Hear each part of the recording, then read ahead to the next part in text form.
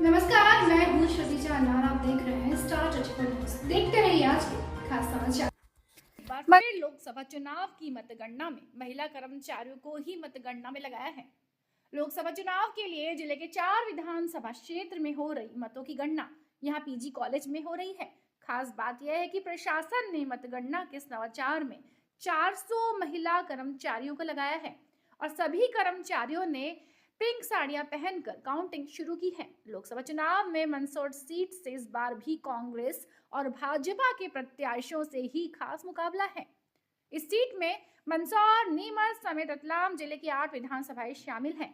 मंदसौर जिले की मतगणना पीजी कॉलेज में सुबह 8 बजे से ही शुरू हो गई है। जिला प्रशासन ने मतगणना स्थल की सुरक्षा व्यवस्था के पुख्ता इंतजाम किए हैं।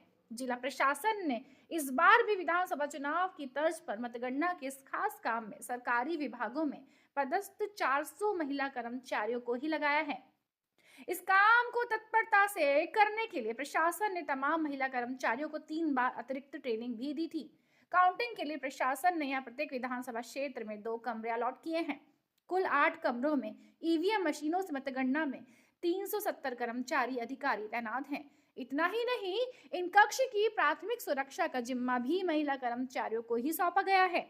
जिला निर्वाचन अधिकारी दिलीप कुमार यादव ने बताया कि विधानसभा चुनाव की मतगणना में पहली बार हुए प्रयोग की सफलता के बाद इस बार लोकसभा चुनाव के मतगणना की पूरी जिम्मेदारी महिला कर्मचारियों को ही सौंपी गई है। सभी टीम वर्क के रूप में ड्यूटी कर रहे हैं।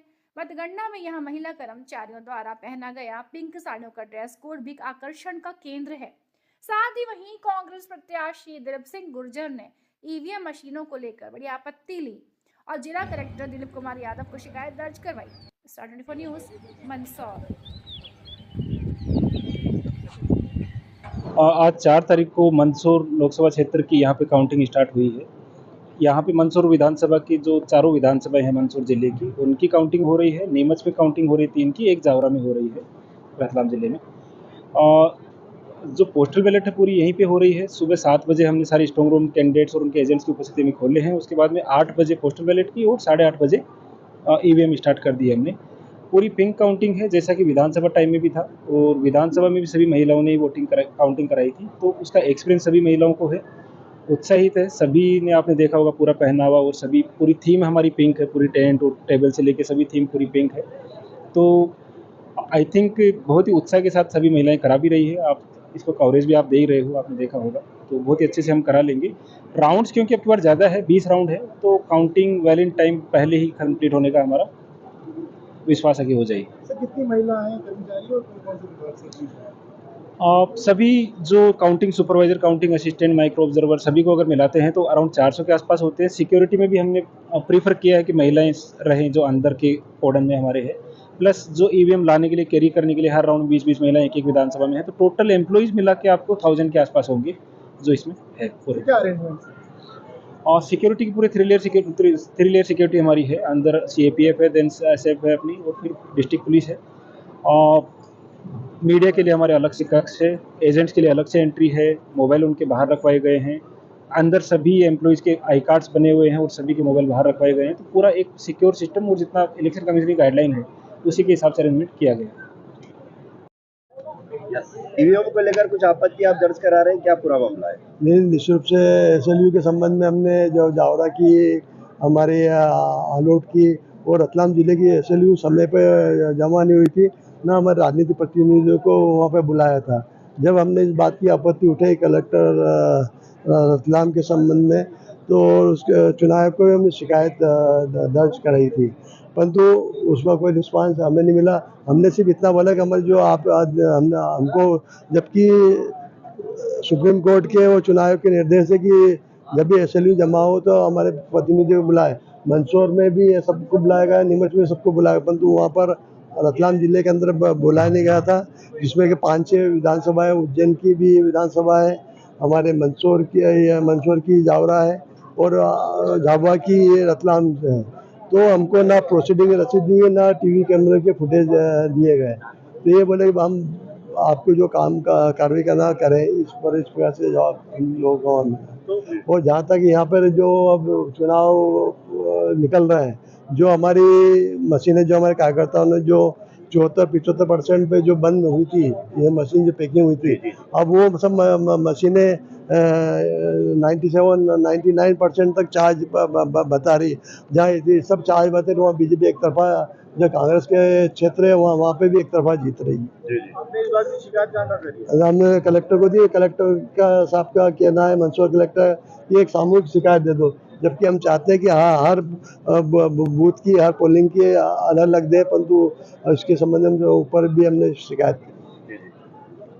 मंदसौर संसदीय क्षेत्र से सुधीर गुप्ता जी को भारी बहुमत से जीत हुई, इसको लेकर के क्या? मंदसौर संसदीय क्षेत्र के हमारे लोकप्रिय सांसद आदरणीय सुधीर गुप्ता जी को बहुत भारी वोटों से चुनाव जिताया है।